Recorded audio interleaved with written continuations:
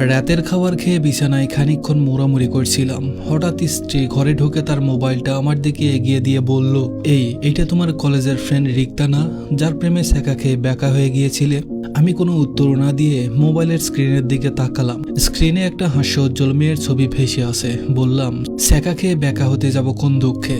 ভালো লাগতো তাই বলে প্রপোজ করেছিলাম, তার ভালো লাগেনি তাই সে অ্যাকসেপ্ট করেনি। বলল, হ্যাঁ হয়েছে, এখনো তো মেয়েটার ফ্রেন্ড লিস্টে আছো। আমি বললাম, হ্যাঁ, কয়েক মাস আগে সে নিজেই রিকোয়েস্ট পাঠিয়েছিল, কলেজ ফ্রেন্ড হিসাবে অ্যাকসেপ্ট করেছে। আর তাছাড়া এখন তো আমাদের দুজনেরই বিয়ে হয়ে গেছে, সংসার করছি দুজনেই। তো এতদিন পর হঠাৎ তাকে নিয়ে পড়লে কেন?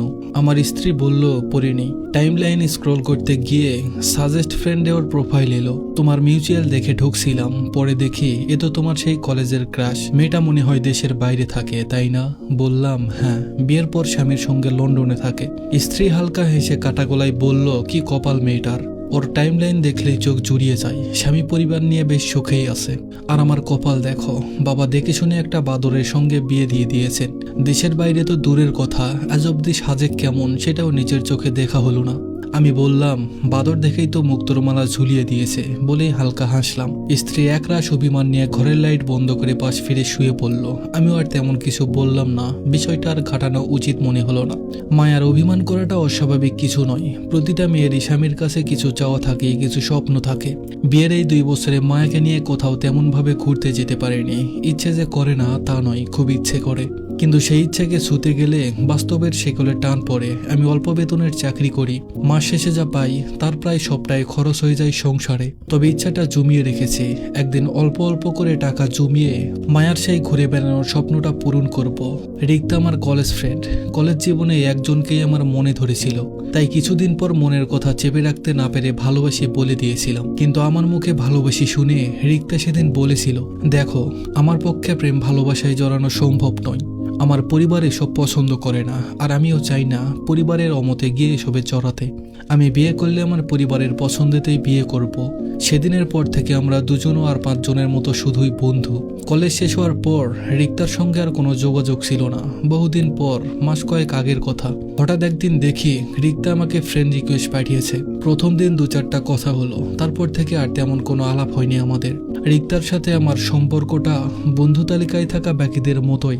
বিশেষ কোনো দিনে শুভেচ্ছা জানিয়ে ছোট্ট একটু বার্তা, মাঝে মধ্যে কোনো ছবিতে 1-8টা রিয়েকশন, ব্যাস এই পর্যন্ত আমাদের বন্ধুত্বের সীমারেখা। রিক্তার প্রতিটা পোস্ট আমার টাইম লাইনে আসে। আমি চুপচাপ দেখি আর ভাবি, মেয়েটা কি ভাগ্যবতী।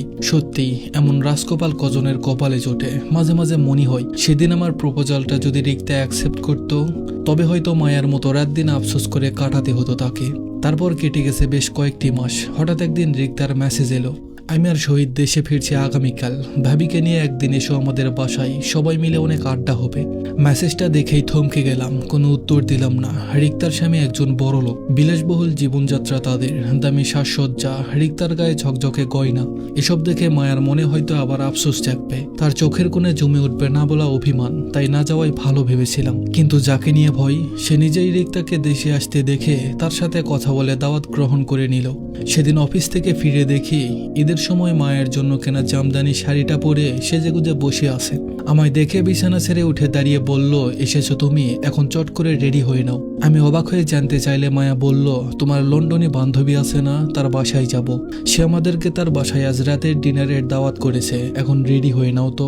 আমি বিস্মিত হয়ে জিজ্ঞেস করলাম, রিক্তাকে তুমি কোথায় পেলে, কথা হয় তোমার সঙ্গে? মায়া হেসে বলল, এতদিন তো হয়নি, কিন্তু দেশে ফিরেছে শুনেই ওকে একটা মেসেজ দিয়েছিলাম। তোমার নাম বলতেই অনেক কথা হলো আমাদের। আজ সকালে সে নিজেই মেসেজ করে বলেছে, আজ রাতে আমাদের দুজনের ডিনার ওদের বাসায়, আমরা যেন অবশ্যই চাই। বারবার করে বলল, না গেলে কেমন দেখায়। তোমার আর কাপড় ছাড়ার দরকার নেই, আর অফিসের কাপড়েই তোমাকে বেশ সুন্দর লাগে। একটা সাহেবিয়ান ভাব আছে, তুমি গিয়ে বরং হাত মুখ ধুয়ে আসো জলদি, তারপর রওনা দিব। আমি বললাম, আজকে না গেলে হয় না, শরীরটা অনেক ক্লান্ত। মায়া বলল, আমি তো কিছু রান্না করিনি আজ, রাতের খাবার সেখানেই খাবো বলে। গাড়িতে চেপে যাবে তো, ক্লান্ত হলেই বা কি, ফ্রেশ হয়ে আসো তো জলদি।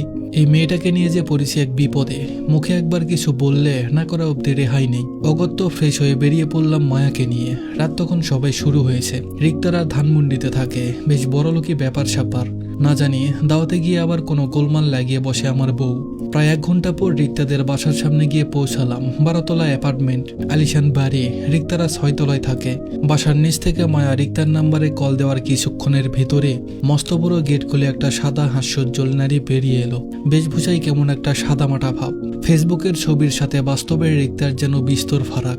আমাদের দুজনকে দেখে রিক্তা হাসি মুখে এগিয়ে এসে আমাদেরকে সঙ্গে করে ভিতরে নিয়ে গেল।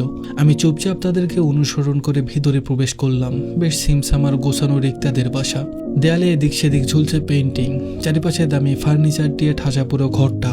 মায়া হা করে চারপাশটা ঘুরে ঘুরে দেখতে লাগলো, যেন টিনের ঝুপড়ি পেরিয়ে সোজা রাজপ্রাসাদে এসে পড়েছে সে। রিক্তা আমাদের ডাইনিং রুমে সোফায় বসতে বলল। আমি এদিক সেদিক তাকিয়ে বললাম, তোমার হাজবেন্ডকে দেখছি না তো, কোথায় উনি? কথাটা বলাতেই রিক্তার মুখের হাসিটা খানিকটা মলিন হয়ে গেল। জোর করে হাসবার চেষ্টা করে বলল, ও একটু বাইরে গেছে, চলে আসবে কিছুক্ষণের মধ্যে। তোমাদের কথা বলো, কতদিন পর দেখা হলো তাই না? তুমি তো অনেক বদলে গিয়েছো। মায়া ভাবিও দেখতে মাশাআল্লাহ। আমি হেসে বললাম, তুমিও বদলে গিয়েছো। চেহারার এমন অবস্থা কেন তোমার? ছবিতে যে হাস্যোজ্জ্বল মুখটা দেখতাম, বাস্তবে সেটা যেন নেই। কোনো সমস্যা হয়েছে? চাইলে আমাদের বলতে পারো। রিক্তা প্রসঙ্গ ঘুরিয়ে বলল, না তেমন কিছু না, আবহাওয়া বদলের কারণে হয়তো এমন দেখাচ্ছে। আচ্ছা তোমরা বসো, আমি খাবার রেডি করি। রিক্তার কথা শুনে আমি বললাম, তোমার হাজবেন্ড আসবে না? ওইলে একসাথে খাবো। সে বলল, তার আসার ঠিক ঠিকানা নেই। দেশে ফেরার পর থেকে কোথায় কোথায় ঘোরে কে জানে। রোজ রাত করে বাসায় ফিরে, ততক্ষণ কি তোমাদের খালি মুখে বসিয়ে রাখবো আমি? এই বলেই রিক্তা উঠে চলে গেল রান্নাঘরের দিকে। মায়া আমার হাতে চিমটি কেটে ফিস ফিস করে বলল, ইস কি সুন্দর বাড়িটা, মেয়েটার আসলে রাজকপাল। কিছুক্ষণ পর রিক্তা খাবার রেডি করে ডাক দিল। দুজনেই উঠে গেলাম। নানান পদের দেশি বিদেশি খাবার দিয়ে খাবারের টেবিল সাজানো। মায়া তো ঠোঁট কেটে বলেই ফেললো, এসব আমাদের জন্য করেছ? রিক্তা মৃদু হেসে বলল, হ্যাঁ সব তোমাদের জন্যই করেছি। এক এক করে খেয়ে বলো কেমন হয়েছে। মায়া খুশিতে গদগদ হয়ে এক এক করে সব পদ চেখে দেখতে লাগলো, কিন্তু আমি শুধু অল্প ভাত আর কয়েক পিস মাংস তুলে নিয়ে প্লেটে নাড়াচাড়া করতে লাগলাম। এখানে আসার পর থেকে রিক্তাকে কেমন যেন অচেনা লাগছে। ফেসবুকের রিক্তা আর বাস্তবের রিক্তা দুজন যেন এক নয়। সবকিছু কেমন যেন সাজানো অভিনয় মনে হচ্ছে। ডিনার শেষ করে আরো কিছুক্ষণ বসে আমরা তিনজন গল্প গুজব করছিলাম। কথার এক পর্যায়ে রিক্তার হাজবেন্ড এসে উপস্থিত হলো। মদের নেশায় টলতে টলতে ঘরে ঢুকে রিক্তাকে একটা বিশ্রী শব্দে ডাক দিতেই রিক্তা আমাদেরকে বসতে বলে ছুটে গেল সেদিকে। আমি আর মায়া দুজনেই হতভম্ব হয়ে কিছুক্ষণ বসে রইলাম। ভেতরে রিক্তা আর তার হাজবেন্ডের মধ্যে তুমুল ঝগড়া হচ্ছে। রিক্তা তাকে থামানোর চেষ্টা করলেও তার নেশাগ্রস্ত স্বামী অনর্গল আবল তাবল বলেই যাচ্ছে। আর থাকতে ইচ্ছে করলো না। মাকে নিয়ে বেরিয়ে এলাম রিক্তাদের বাসা থেকে। পুরোটা পথ জুড়ে মায়া একবারও রিক্তার সুখ নিয়ে কিছু বলল না। আর বাসায় ফিরে দেখি রিক্তার একটা টেক্সট এসেছে, তোমার স্ত্রী আমার সুখ দেখতে চেয়েছিল, এটাই আমার আসল সুখ। টাইমলাইনে যেগুলো দেখো সেগুলো নিছক তোমাদের চোখে সুখী হওয়ার অভিনয়, যাতে অন্তত নিজেকে একটু সান্ত্বনা দিতে পারি। টেক্সটের কোনো জবাব দিলাম না। মায়াকে বললাম, মানুষ হিসাবে আমরা বড়ই অদ্ভুত কিসিমের, জানো তো? সমাজে রিক্তাদের মতো বহু মানুষ আছে যারা ভিতরে এক আকাশ দুঃখকে চেপে রেখে প্রতিনিয়ত সবার চোখে নিজেকে সুখী দেখানোর জন্য আপ্রাণ লড়ে যাচ্ছে। আর আমরাও তাদেরকে দেখে আফসোস করে বলি, ইস আমাদের জীবনটাও কেন ওদের মতো হলো না। আসলে খালি চোখে আমরা যা দেখি সেগুলো সবসময় সত্যি হয় না।